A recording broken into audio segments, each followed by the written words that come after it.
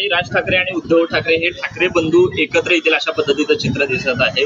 राज ठाकरेंनी उद्धव ठाकरेंना या युती संदर्भात प्रस्ताव जो आहे तो दिलेला आहे. महाराष्ट्र धर्मासाठी आपण एकत्र येऊया अशा पद्धतीची साथ त्यांनी घातलेली आहे. आपल्या दोघातल्या भांडणांपेक्षा महाराष्ट्रामध्ये जे प्रश्न आहेत ते खूप महत्त्वाचे आहेत आणि त्यासाठी आपण एकत्र आलं पाहिजे असं ते म्हणतायत. तुम्ही शिवसैनिक आहात, कशा पद्धतीने पाहता? कारण बाळासाहेब हयात असताना सुद्धा अशा पद्धतीच्या इच्छा ज्या आहेत त्या वेळोवेळी व्यक्त केल्या जात होत्या. मात्र बाळासाहेबांच्या पश्चात हे दोन ठाकरे बंधू एकत्र येत आहेत. याचा महायुतीवर काय परिणाम होईल, काय वाटतं? खरं तर जर दोन बंधू, दोन घरातली भांडणं जर मिटत असतील तर मला वाटतं आपण त्याचं स्वागत केलं पाहिजे. कारण कुठल्याही घरामध्ये फूट पडणं हे चांगलं नसतंच. पण ये डर हमें अच्छा लगा. म्हणजे हिंदू हृदय सम्राट बाळासाहेब ठाकरे हयात असताना सुद्धा त्यांनी इच्छा व्यक्त केली, पण या भावांना एक व्हावंसं वाटलं नाही. मला वाटतं की अगदी आपल्या सोलापुरातूनच दादा कोंडके म्हणणाऱ्या उत्तम शिंदेंनी सुद्धा पदयात्रा काढलेली होती, दोन्ही ठाकरे बंधूंनी एक व्हावं. तरी पण ते एक झाले नाही. त्याच्यानंतर अगदी उद्धव साहेबांनी शिवसेना काँग्रेसच्या दारामध्ये घाण टाकली तेव्हासुद्धा यांना उपरती सुचली नाही. त्यानंतर लोकसभेच्या निवडणुकीमध्ये, विधानसभेच्या निवडणुकीमध्ये, म्हणजे लोकसभेच्या निवडणुकीमध्ये तर बिनशर्त पाठिंबा हा राजसाहेबांनी दिलेला होता महायुतीला. विधानसभेच्या निवडणुकीमधल्या त्यांच्या भूमिका बघा. पण मग तरीसुद्धा जर आत्ता त्यांना एकत्र येण्याची गरज जर त्यांना वाटते तर मला असं वाटते की ये एकनाथ शिंदे साहब का करिश्मा है की ज्याच्यामुळे आता आपण एक झाल्याशिवाय आपलं काहीच चालणार नाही असं त्यांना वाटत असेल तो ये डर होना चाहिए. ये डर हमें अच्छा लगा. पण महाराष्ट्राची जनता ही सच्च्या शिवसैनिकाच्या, लढणाऱ्या शिवसैनिकाच्या, एकनाथ शिंदे साहेबांच्या पाठीमागे आहे. त्यामुळे आम्हाला कशाचीच भीती वाटत नाही. काही महिन्यामध्ये स्थानिक स्वराज्य संस्थांच्या निवडणुका आहेत. मुंबई महापालिकेची खूप मोठी निवडणूक त्या ठिकाणी आहे. ठाणे, बदलापूर असेल, सोलापूर असेल.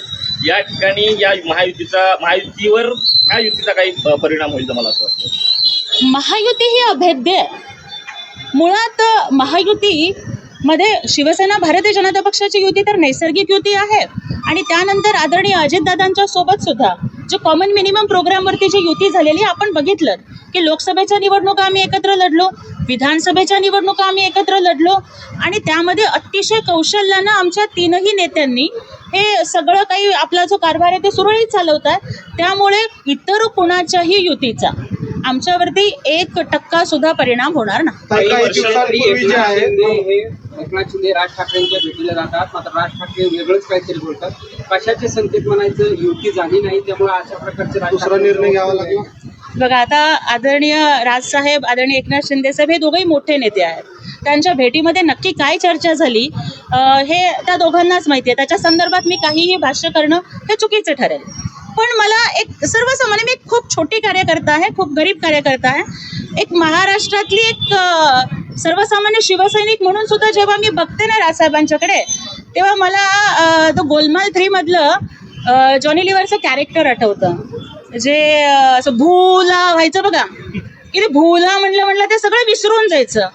म्हणजे आमच्या राजसाहेबांचं असं काहीतरी होतंय का हा प्रश्न पडतोय की ते एकदा गुजरातला जातात, मोदी साहेबांचं कौतुक करतात, मोदी साहेबांना भावी पंतप्रधान म्हणतात, त्याच्यानंतर ते मोदी साहेबांच्या विरोधामध्ये टीका करतात, त्याच्यानंतर त्यांना पवार प्रेमाचं भरतं येतं, ते पवार साहेबांची महामुलाखत घेतात आणि पवार साहेबांचं कौतुक करतात, त्याच्यानंतर ते पवार साहेबांच्यावरती टीका करतात.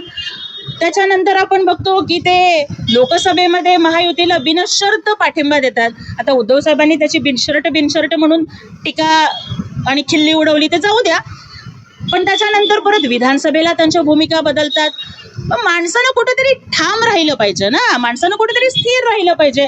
असंच जर चालत राहिलं तर महाराष्ट्राच्या राजकारणातलं भूला कॅरेक्टर म्हणून आदरणीय साहेबांचं नाव येईल असं मला वाटतं. जेव्हा शिवसेनेचं विभाजन झालं तेव्हा कुठेतरी राज ठाकरे हँड ओव्हर करतील शिवसेना अशा पद्धतीच्या चर्चा ज्या आहेत त्या रंगत होत्या. मात्र हा प्रश्न जेव्हा राज ठाकरेंना विचारला गेला तेव्हा त्यांनी असं म्हटलं की मी त्या पीठावर रेगोट्या ओढत नाहीये. ही कुठेतरी एकनाथ शिंदेंवर टीका नाहीये. मला या ठिकाणी एकच विचारायचं आहे त्यांना की अहो, पिठाचं जाऊ द्या, आयत्या पिठाचं जाऊ द्या, बाळासाहेबांच्या मिठाला कोण जागलं ना हा खरा प्रश्न आहे. आणि त्या मिठाला जागणारा सच्चा शिवसैनिक म्हणजे एकनाथजी शिंदे साहेब आहेत. अहो, हे बंड, हा उठाव हा खुर्चीसाठी कधीच नव्हता, स्वतःचा जीव धोक्यात घातला एकनाथ शिंदे साहेबांनी. राजसाहेब, आपण सुद्धा जर खऱ्या अर्थानं बाळासाहेबांचे सच्चे वारसदार आहात ना, तर मग मला सांगा, हिंदुहृदय सम्राट बाळासाहेब ठाकरेंना जेव्हा जनाब बाळासाहेब ठाकरे केलं, तुमचं रक्त का बरं तेव्हा उसळलं नाही?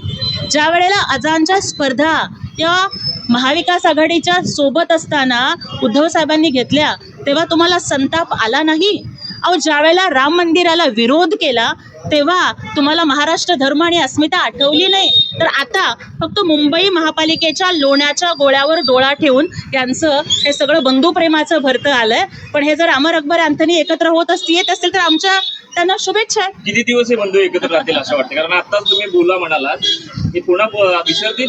आतापर्यंतचा जर आपण त्यांचा जर प्रवास बघितला तर शॉर्ट टर्म मेमरी लॉस आणि गझनीचा त्यांचा रेकॉर्ड राहिलेला आहे. मला वाटतं गझनी सिनेमातल्या आमिर खानचा रेकॉर्ड सुद्धा ते मोडीत काढतील. देश विदेशातील प्रत्येक घडामोडींचे लाईव्ह अपडेट मिळवण्यासाठी आता साम टीव्हीच्या सर्व सोशल मीडिया प्लॅटफॉर्मला लाईक, फॉलो आणि सबस्क्राईब करा. तसंच सर्व नोटिफिकेशनसाठी बेल आयकॉन प्रेस करायला विसरू नका.